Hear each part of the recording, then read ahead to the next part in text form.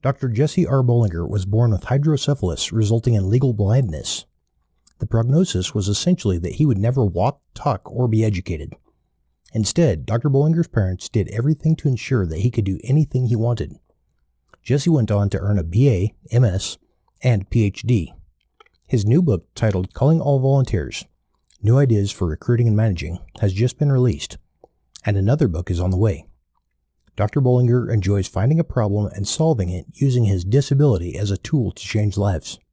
Hey, good morning. I'm so glad to have you on the show, Dr. Bolinger. Good morning. I'd like to ask you a few questions here. I know you've been extremely successful you became a doctor after being legally diagnosed as blind, right? Or diagnosed as legally blind? Right. So I was diagnosed with legal blindness at a real early age, probably 15, 16 months old, as a result of congenital hydrocephalus, which was actually diagnosed at birth.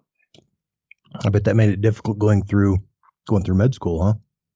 Well, it was interesting. And I never actually did med school. It was actually a running joke with my physician years ago that I should do med school so I could be doctor.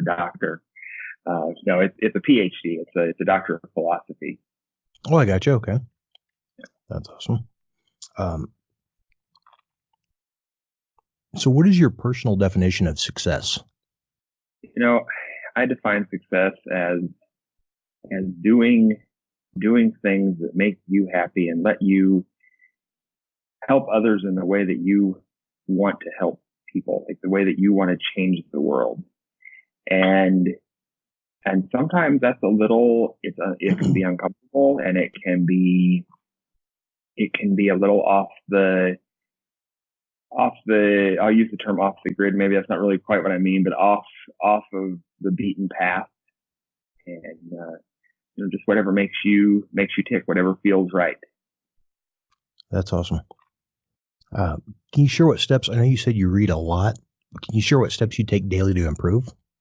Yeah. So I get up, as I say in a book called Habits and Attitudes by Lance Kazaza, 52 highly successful individuals, and I was fortunate enough to be part of that group.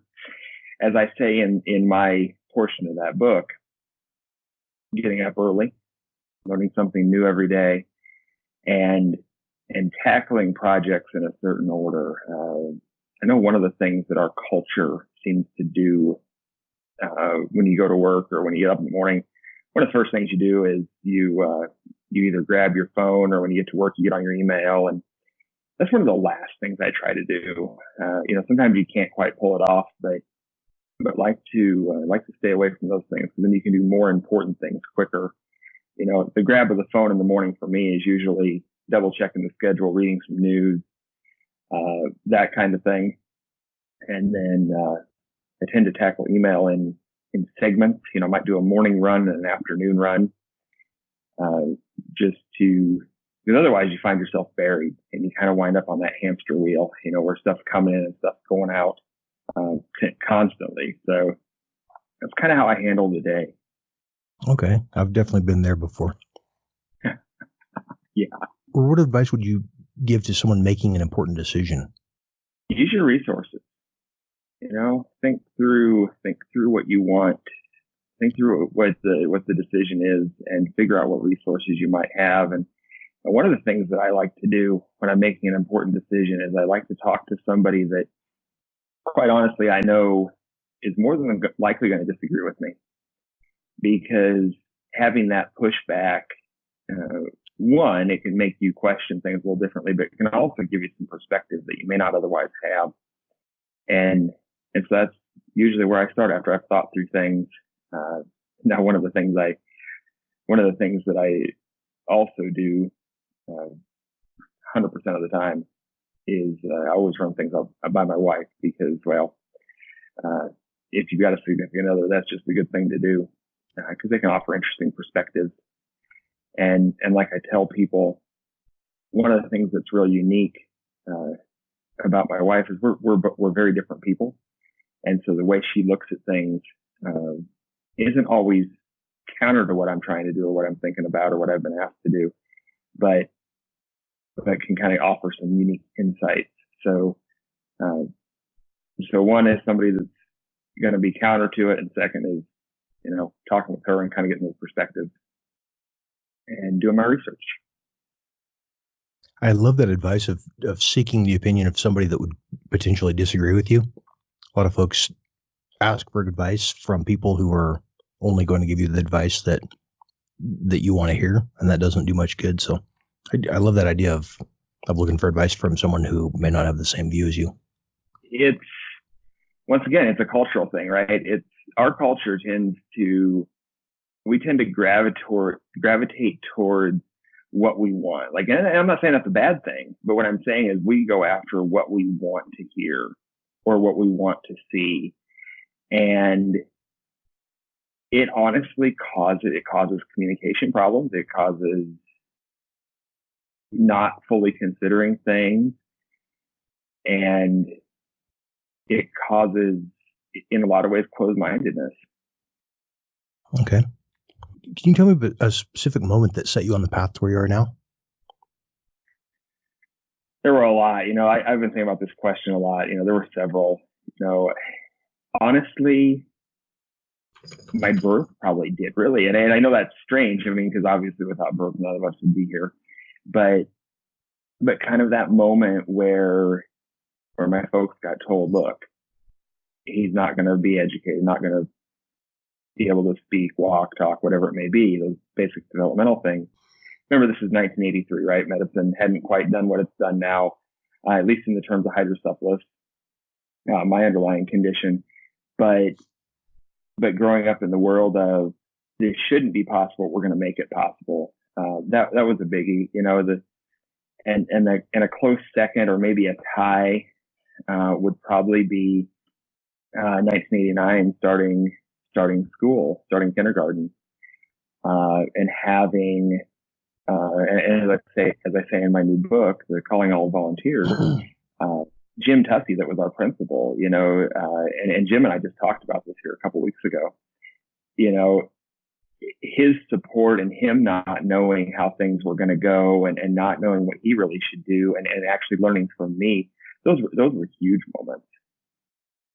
That's awesome. And we were talking earlier, both of us have gone through cancer. You had, you were in the process of writing you're in the process going through cancer as you were publishing your last book, correct?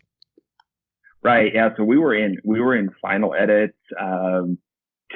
To be honest, Curtis, I don't even know if I remember what parts of the final edits we were even in. That's how I guess kind of out of it I was, right? I'm sitting there trying to, because I told my wife, I'm like, I'm going to go to chemo and I'm going to try to work every day.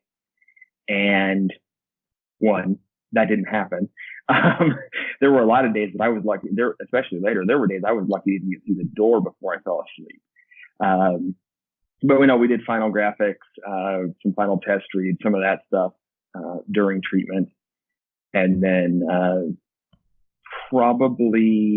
the book came out in June. So yeah, about a month after finishing round 4, when the book came out. Wow. That's that's a pretty good testament that you were a absolute workhorse, huh?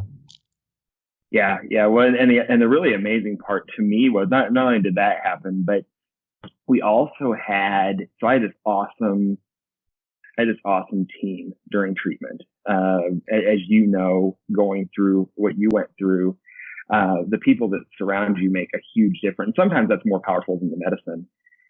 And so I was at a small county hospital, and my family was with me every day for treatment. And we were actually doing book ideas during treatment, like for other books. Like we've got 2 or 3 other books that are are in outline form. And that all happened during treatment. Wow, that's awesome. That was cool. Having supportive people, whether it's family or friends or relatives or whatever, that's definitely a huge part of getting through successfully. I had, when I was diagnosed with the malignant glioblastoma brain tumor, I had lost the ability to drive, lost the ability to speak for a little while, just with the almost stroke-like symptoms. So I moved up lived in the middle of nowhere, Crawford, Colorado, like 30 miles from the nearest stoplight, and was given just a couple months to live. And my mom talked me into opening my first retail location, cell phone store, and now that's a nationwide company. But that's, as I was just wanted to lay around and not really do much. My mom was right. saying, "Hey, it's you're not going to die. Let's start this project." And so that's definitely a huge thing to have a family that believes in you and help keep pushing you along when you're struggling, huh? Yeah, no, it does. It does. And I mean, we were living in a real small town when this was all going on, so we had a lot of community support too. And one of the guys that's been a huge supporter of me, real good friend of mine, his daughter actually passed away from brain cancer. And so having his input, I mean, there were a couple of times that I called him and I said, okay, look, this is what's going on. What do I do? And I won't get into what a couple of those were, but it was, and he himself had cancer too, as a kid. And so, I know at one point I called him and it was, whatever it was real significant. And I said, what do I do? And he said, this is what you're going to do. And I followed his advice, and it was the right thing. It was the right thing. And, for anybody going through, I don't care if it's cancer, I don't care if it's whatever kind of illness, that team is real important. And sometimes you don't know who those team members are going to be till they show up. And I walked away from that experience with new friends. I walked away from it. I mean, even in round 4, when they had to hospitalize me for almost 2 weeks because of the treatment, we had to go to a different hospital. We had to go to Des Moines. And we had, maybe not daily, but close, the nurses down in Decatur County would say, what's going on? How are things going? And, because they wanted to know, they really genuinely cared, and that was great. That's awesome. If you could recommend one book for our audience, what would that book be? Like I said earlier, I read a lot. And so the book I'm going to recommend here is not the book in the show notes, but I'll tell you why it's going to be different. Christopher Reeves, after his accident, he wrote a book that, and of course now I can't remember the title now that I say it, but essentially it's his journey, his first steps of his journey on after the paralysis, and walked through that whole thing. But anything by Reeves is great because he wrote and spoke and did a bunch of advocacy work after that accident, and he really pushed himself, right? And I think if it weren't for, I think it was pneumonia that finally took his life, but if it weren't for that, I think we would have seen some more great things from him. So, anything by Christopher Reeves is just awesome and, real motivational. So, because he has written a couple of books, so I definitely recommend him.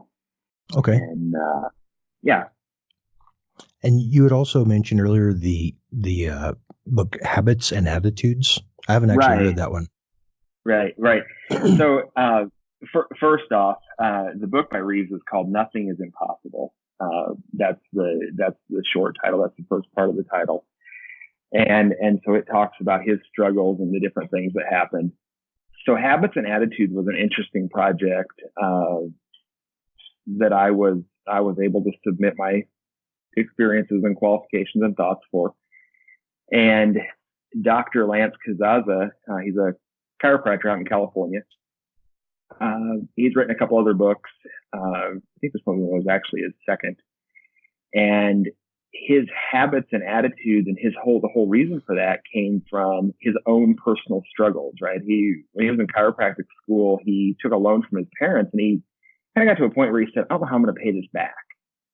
And so he tells that story in his first book, and then Habits and Attitudes comes from what he does every day and how he built his practice, how he built his life. And I don't know this for fact, but I'm guessing just through people he's met, he decided, hey, let's talk about other people's habits and attitudes and how they differ. And I'm amazed. When you look at the book, I see a lot of similarities. So, and it's a wide range of people, right? It's not just highly educated people. It's not just rich people. It's people from all walks of life. That's awesome. I've noticed that also with the podcast here. I ask the same questions to, a lot of different folks that have been very successful in many different areas, different arenas, and I get a lot of similar answers. That's pretty neat to see the successful folks, whether they started out successful or whether they started out with nothing and built their way to success. Everybody typically has some of the same views on life. That's kind of a neat thing. It is. So I'll put a link to both those books in your show notes here. And what character traits do you value the most? I value communication. I value empathy. I value the ability to problem solve. I don't know if this is a common character trait or not, but I value the ability to be genuine, be who you are, and to be happy. I think happiness is a huge character trait, and I think it's a character trait that a lot of people miss. And they miss it until something really big happens. Man, I'm not happy. And then they figure out a way to make that happiness happen. That's awesome. Yeah. I know you've dealt with a whole lot of different difficult stuff. How do you push through tough times? Push. That's it. I just push. I just do it. And even my whole life has been a push, right? It's been being told, no, you can't do this. You couldn't do this. You shouldn't do this. That goes for education. It probably goes to some of my work that I've done. Maybe not the shouldn't so much, but the can't.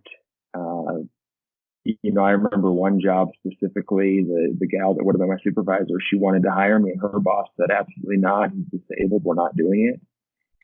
And my boss said, well, first of all, that's illegal. And second of all, yeah, I'm going to hire him, and, you're going to deal with it. And she did. And it was great. It was a wonderful working relationship, and I really respected her. And we remained friends even after I left, up until the time of her death. We stayed in contact, and